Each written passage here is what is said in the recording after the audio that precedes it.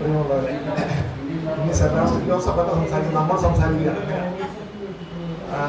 വളരെ സാർത്ഥകമായ ഒരു ദിവസമായി. കാരണം വെച്ചാൽ ഇത് നമ്മുടെ 12ാമത്തെ എഡിഷനാണ്.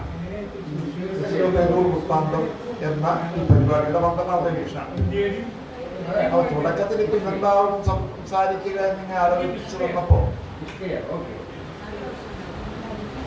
വളരെ സരസമായി ഈ ചർച്ച, അത് പറയാൻ നിർവാഹമില്ല. അപ്പൊ ഞാൻ വാസ്തവത്തിൽ ആദ്യം എനിക്ക് കുറച്ച് കൗതുകം കൂടുതലുള്ള ഒരു മേഖല സിനിമ ആയതുകൊണ്ട് ആദ്യം അരവിന്ദ് സാർ പറഞ്ഞ കാര്യത്തെ കുറിച്ച് പറയാം. വാസ്തവത്തിൽ അദ്ദേഹം അവതരിപ്പിച്ച ആ ലിസ്റ്റ് നമ്മൾ ഒന്ന് പരിശോധിച്ചാൽ വാസ്തവത്തിൽ തൃശ്ശൂരിനെ നമ്മൾ കേരളത്തിന്റെ ഹോളിവുഡ് എന്ന് പറയേണ്ടി വരും. കാരണം സിനിമയുമായി ബന്ധപ്പെട്ട അദ്ദേഹം രേഖപ്പെടുത്തിയതും രേഖപ്പെടുത്താത്തതുമായ അനവധി ആളുകൾ. വളരെ സമഗ്രമായ ഒരു പട്ടികയാണ്. ആ പട്ടികയിൽ ചേർക്കേണ്ട ഒരു പേര് കൂടി ഞാൻ അങ്ങയുടെ ശ്രദ്ധയിൽ കൊണ്ടു. അദ്ദേഹത്തെ അറിയാത്ത കാര്യമല്ല, അദ്ദേഹം സിനിമ സംബന്ധിച്ച് വളരെ കനപ്പെട്ട പുസ്തകം എഴുതിയുള്ള ആളാണ്.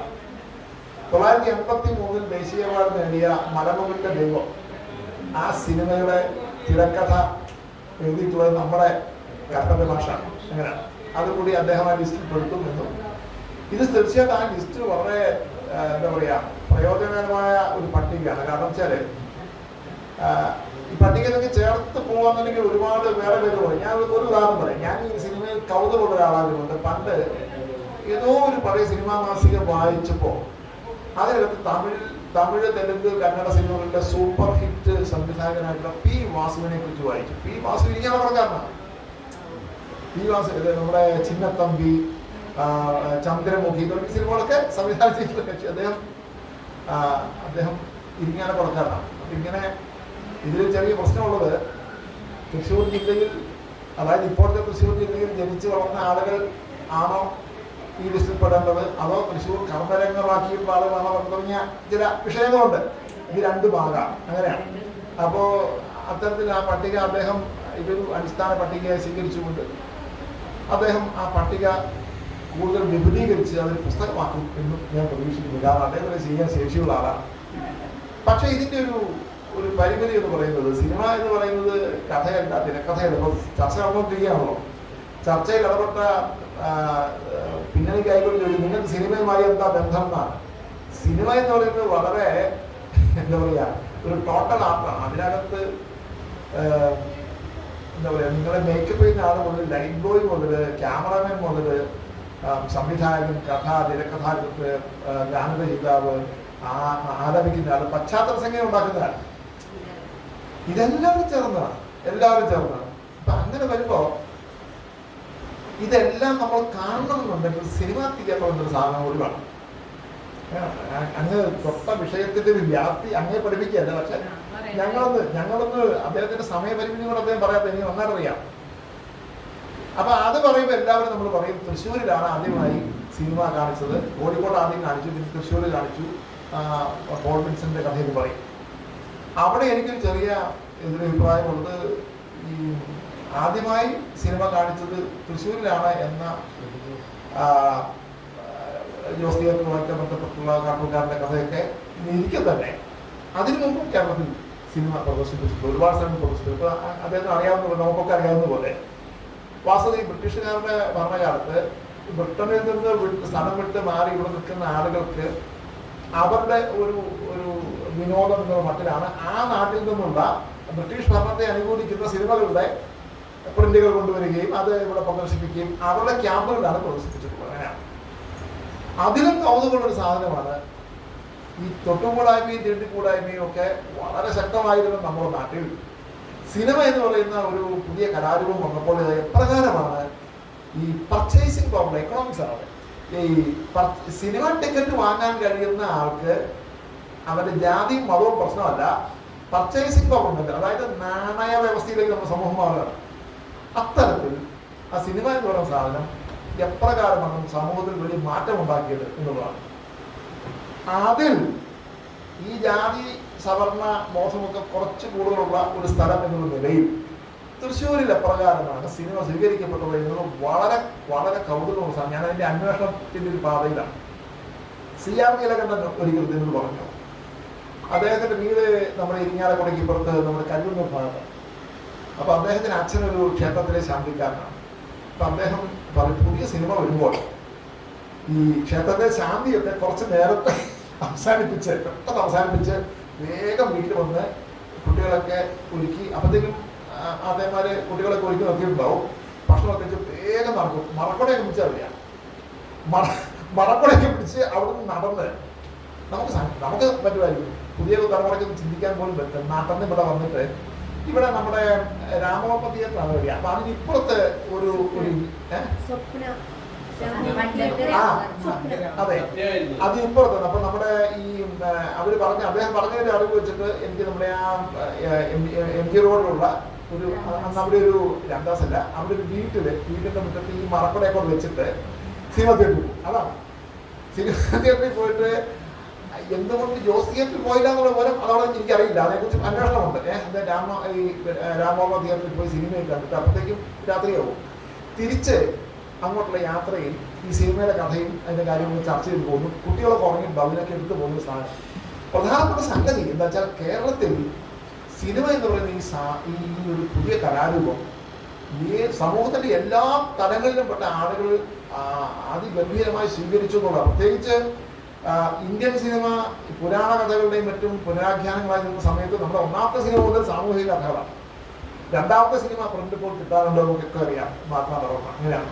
തൃശ്ശൂര് അപ്പൻ തമ്പുരാന്റെ സിനിമ പരിശ്രമങ്ങളെ കുറിച്ചൊക്കെ കൃത്യമായി പറഞ്ഞു. ഇതുകൂടി വെച്ച് കഴിഞ്ഞാൽ നമ്മുടെ സിനിമ തിയേറ്ററുകളുടെ ഒരു പട്ടിക കൂടി വന്നു കഴിഞ്ഞാൽ ഇത് അദ്ദേഹത്തെ തീർച്ചയായിട്ടും അടുത്ത പുസ്തകത്തിലുള്ള വകുപ്പായി. ഞാൻ എന്തായാലും ആ സിനിമ കണ്ട ആളുകളുടെ അനുഭവങ്ങളൊന്ന് രേഖപ്പെടുത്താൻ ഞാൻ ആഗ്രഹിക്കുന്നുണ്ട്. അതിൻ്റെ അന്വേഷണമാണ് അതിൻ്റെ ഒരു ഭാഗത്ത് നടക്കുന്നത്. അതാണ് ഒന്ന്. ലിസി പോയത് എന്നെ സംബന്ധിച്ച് വലിയ നഷ്ടമാണ്. കാരണം ഈ വിലാപ്പുറങ്ങൾ എന്ന് പറയുന്ന സിനിമ എന്ന് പറയുന്ന നമ്മുടെ നോവൽ നമ്മുടെ മുന്നിൽ ഒരു സിനിമയായിട്ടുണ്ട്. അത് പൊറിഞ്ചു മറിയം ജോസ് എന്ന് പറഞ്ഞ സിനിമയാണ്. അതിനെ സംബന്ധിച്ച് തർക്കങ്ങളൊക്കെ ഉണ്ട്. നമുക്ക് വിഷയമല്ല. അത് അവരുടെ എന്താ പറയുക, അവരുടെ തിരക്കഥയെ സംബന്ധിച്ച് അവരുടെ തിരക്കഥ എഴുതിക്കുകയും തിരക്കഥ മറ്റൊരു പേരിൽ സിനിമയ്ക്ക് ഇതൊക്കെ തർക്കങ്ങൾ നിർമ്മിക്കുന്നുണ്ട്. ഞാനത് കൗതുകരമായി കണ്ടൊരു കാര്യം, അവർ ഈ നോവലിന് വേണ്ട ആകരങ്ങൾ അതിനുള്ള ഡേറ്റ ദത്തങ്ങൾ അത് ശേഖരിച്ച രീതിയാണ്. അത് ചരിത്രാന്വേഷണത്തിന്റെ വളരെ ഗംഭീരമായിട്ടുള്ള ഒരു മാതൃകയാണെന്ന് പറയാതിരിക്കുന്ന നിർവാഹമില്ല. കാരണം നമ്മളിവിടെ രേഖപ്പെടുത്തി വെച്ച ചരിത്രം എന്ന് പറയുന്നത് എപ്പോഴും ഭാഗിക ചരിത്രങ്ങളാണ്. ഒരു ഭാഗം മാത്രമാണ് പലപ്പോഴും രേഖപ്പെടുത്തി വെക്കുന്നത്. വിജയിക്കുന്നവന്റെ ചരിത്രമാണല്ലോ ഹിസ്റ്ററി എന്ന് പറയുന്നത്. ഹിസ് സ്റ്റോറി എന്നാണ് പറയുക. അവന്റെ ചരിത്രമാണ്. അവരുടെ ചരിത്രം പലപ്പോഴും രേഖപ്പെടുത്തി വെക്കാറുണ്ട്. അപ്പൊ അത്തരത്തിൽ നോക്കുമ്പോൾ വാമൊഴി വഴക്കങ്ങളിലൂടെ ആളുകളുടെ ഓർമ്മയിൽ സൂക്ഷിക്കുന്ന ഓർമ്മകളുടെ ഒരു രേഖപ്പെടുത്തൽ എന്ന് പറയുന്നത് ഒരു ബദൽ ചരിത്ര നിർമ്മിതി കൂടിയാണ്. അങ്ങനെ എൻ്റെ ഒരു അനുഭവം പറയാം. ഞാനത് കോളേജിൽ പഠിപ്പിച്ചുകൊണ്ടിരുന്ന സമയത്ത് ഞാൻ ഒരിക്കല് എൻ്റെ വിദ്യാർത്ഥികൾക്ക് കൊടുത്ത ഒരു അസൈൻമെന്റ്, നിങ്ങൾ നിങ്ങളുടെ വീടിനകത്ത് താമസിക്കുന്ന ഒരു 75-80 വയസ്സ് പ്രായത്തിൽ കൂടുതലുള്ള ഒരു അപ്പൂപ്പനെയോ അമ്മൂമ്മയോ നിങ്ങൾ കണ്ടെത്തിയിട്ട് അവരുടെ കുട്ടിക്കാലം, നിങ്ങളുടെ കുട്ടിക്കാലത്ത് എങ്ങനെയായിരുന്നു, നിങ്ങളുടെ ഭക്ഷണം എങ്ങനെയായിരുന്നു, വേഷം എങ്ങനെയായിരുന്നു, കൂട്ടുകാരെങ്ങനെയായിരുന്നു, സ്കൂൾ എങ്ങനെയായിരുന്നു, ഇങ്ങനെ ചോദിക്കുക. അപ്പം അഭിമുഖ സംഭാഷണം നടത്താൻ പഠിപ്പിക്കുകയാണ്. പഠിച്ചാൽ ഞാൻ പറഞ്ഞു, ഒരു അഭിമുഖ സംഭാഷണക്കാരൻ ഒരിക്കലും ഒരു നികേഷ് കുമാർ ആകാൻ പാടില്ല. കാരണം നമ്മൾ ഏറ്റവും ചുരുക്കമായിട്ട് സംസാരിക്കാൻ പറ്റും. ഒരു വലിയ കുടം സംഘടിപ്പിക്കുക. ആ കുടത്തിന്റെ അടിയിൽ നമ്മളൊരു ചെറിയ ദ്വാരം മുന്നാണ്ടിരിക്കുക. അങ്ങനെയാണ്. അപ്പോ എൻ്റെ കുട്ടികള് പോയിട്ട് കൊണ്ടുവന്ന ഡേറ്റകൾ കണ്ട് നമ്മൾ അന്തപ്പെട്ടു. ഒരു 15-20 വർഷമേ ആയിട്ടുള്ളൂ കേരളത്തിന്റെ ജീവിതം ഇത്ര കണ്ട് വർണ്ണാഭമായിട്ട്. ഞാൻ 1991 ഇരിങ്ങാലക്കുടയിൽ വരുമ്പോൾ കാണുന്ന ഇരിങ്ങാലക്കുടയല്ല 2025 വളരെ വ്യത്യാസമാണ്. പെയിന്റ് അടിച്ച വീടുകളില്ല. എന്നാൽ വലിയ വീടുകളുണ്ട്. തിരുവിതാംകൂറിൽ നിന്നൊരു ആൾ അവിടെ ജോലിക്ക് വന്നിട്ട് അവിടുത്തെ ഒരാൾ വീട്ടിൽ ചെന്നിട്ട് 2 ടിക്കറ്റ് വേണം, സിനിമാ ടിക്കറ്റ് വേണം. അത് വീടായിരുന്നു, 2 സിനിമാ തിയേറ്ററാണ്. അപ്പം വലിയ വീടുകളാണ്.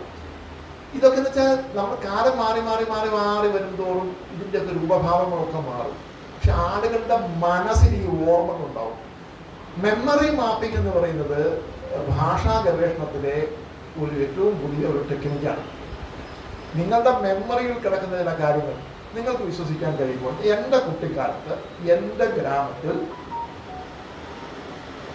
ഞങ്ങൾ ഈ കർഷകരാണ്. അപ്പോൾ അതുകൊണ്ട് വീട്ടിൽ അധ്യാപകരൊക്കെ ഉണ്ട്, പക്ഷെ ഞങ്ങൾ അടിസ്ഥാനമായ കർഷകരാണ്. അപ്പോൾ അതുകൊണ്ട് ഞങ്ങൾ വൈകുന്നേരം വീട്ടിൽ വന്നു കഴിയുമ്പോൾ ഞങ്ങൾ കഴിക്കുന്ന സാധനം വെച്ചാൽ വലിയ ചേന ഒരെണ്ണം പറിച്ചു കൊണ്ട് പൈപ്പിൽ ചോട്ട് വെച്ചത് കഴുകി വെട്ടി മറ്റേ പാത്രത്തേക്ക് ഒരു 10-12 കഷ്ണമായിട്ട് ഇടും.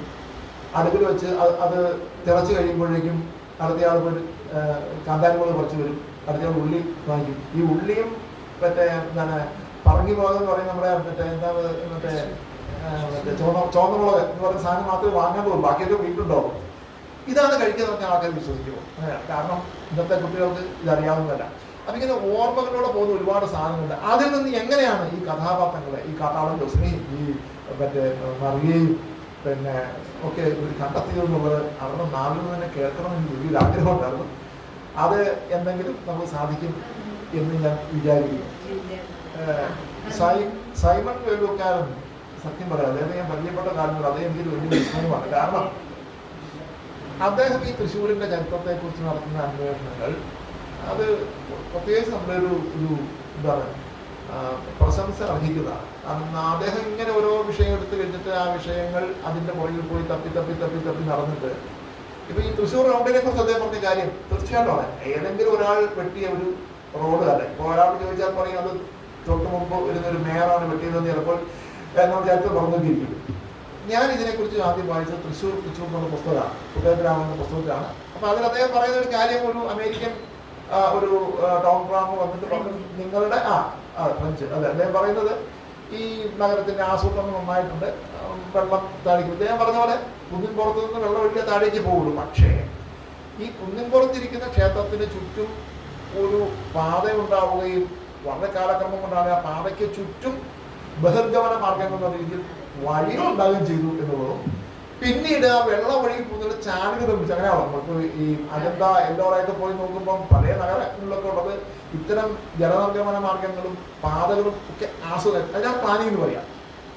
അത് കാലക്രമത്തിലുണ്ടായതായിരിക്കും. ഇദ്ദേഹം കൃത്യമായി പറഞ്ഞതുപോലെ ഏതെങ്കിലും ഒരാളിലേക്ക് അതുകൊണ്ട് കെട്ടേണ്ടതില്ല എങ്കിൽ പോലും ഇതിലൊരു ആസൂത്രണത്തിൻ്റെ തുടർച്ചയുണ്ട് എന്നത് തൃശ്ശൂരിൻ്റെ ഒരു വലിയ പ്രത്യേകതയാണ് എന്നെനിക്ക് പറയാതിരിക്കുന്ന നിർവാഹമില്ല. അപ്പം അത്തരത്തിൽ വളരെ ചിന്തോദ്ദീപകമായിരുന്നു ഇന്നത്തെ 3 ചർച്ചകളും എന്ന് പറഞ്ഞുകൊണ്ട് ഇതിനെക്കുറിച്ച് കൂടുതലായിട്ട് എന്തെങ്കിലും നിങ്ങൾക്ക് കൂട്ടിച്ചേർക്കാനുണ്ടെങ്കിൽ അത് ഞങ്ങൾ സസന്തോഷം കേൾക്കും എന്നുകൂടി പറഞ്ഞ് ഞങ്ങൾ നിർത്തുന്നു. നന്ദി, നമസ്കാരം.